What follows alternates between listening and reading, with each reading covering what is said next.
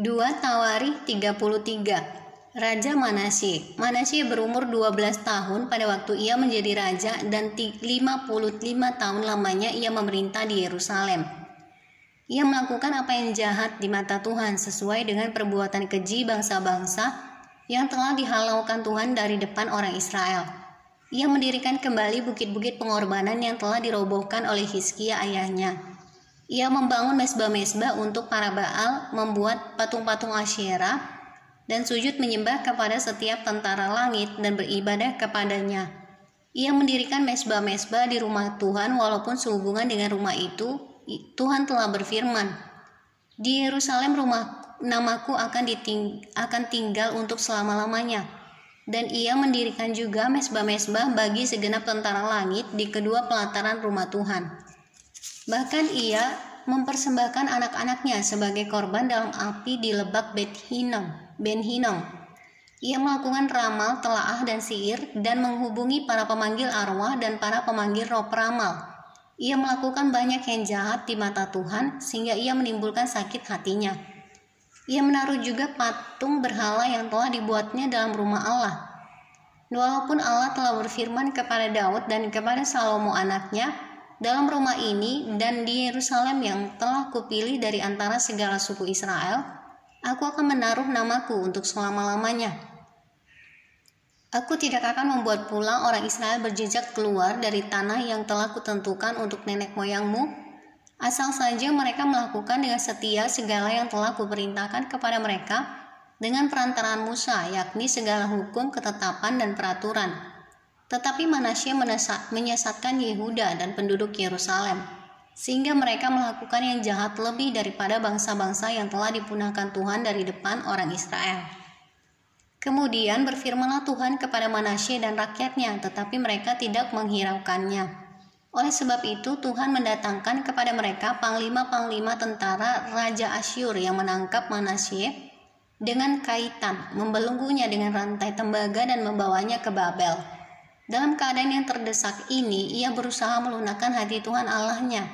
Ia sangat merendahkan diri di hadapan Allah nenek moyangnya dan berdoa kepadanya, maka Tuhan mengabulkan doanya dan mendengarkan permohonannya. Ia membawanya kembali ke Yerusalem dan memulihkan kedudukannya sebagai raja. Dan Manasye mengakui bahwa Tuhan itu Allah.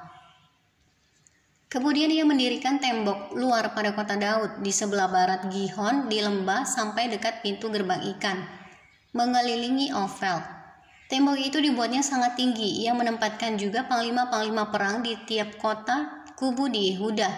Ia menjauhkan ala-ala asing dan berhala dari rumah Tuhan, juga segala mezbah yang didirikannya di atas gunung rumah Tuhan dan di Yerusalem, dan membuangnya keluar kota.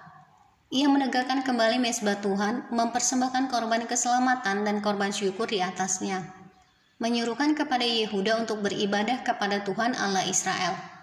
Walaupun demikian, rakyat masih mempersembahkan korban di bukit-bukit pengorbanan, tetapi hanya kepada Tuhan Allah mereka. Selebihnya dari riwayat Manasye, doanya kepada Allahnya, dan ucapan-ucapan para pelihat yang berkata-kata kepadanya dengan nama Tuhan Allah Israel, sesungguhnya semuanya itu terdapat dalam riwayat raja-raja Israel. Doanya dan pengabulan doanya, segala dosa dan ketidaksetiaannya, semua tempat di mana ia telah membangun bukit-bukit pengorbanan, serta mendirikan tiang-tiang berhala dan patung-patung sebelum ia merendahkan diri, sesungguhnya semuanya itu tertulis dalam riwayat para pelihat.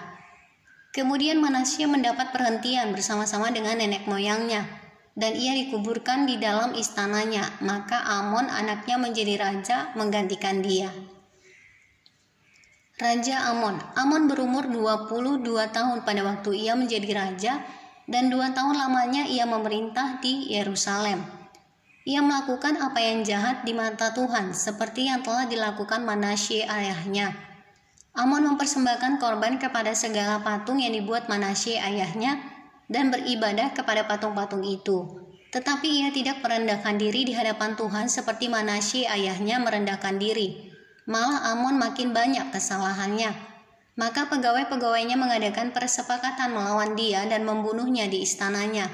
Tetapi rakyat negeri itu membunuh semua orang yang mengadakan persepakatan melawan Raja Amon. Dan rakyat negeri itu mengangkat Yosia anaknya menjadi raja menggantikan dia.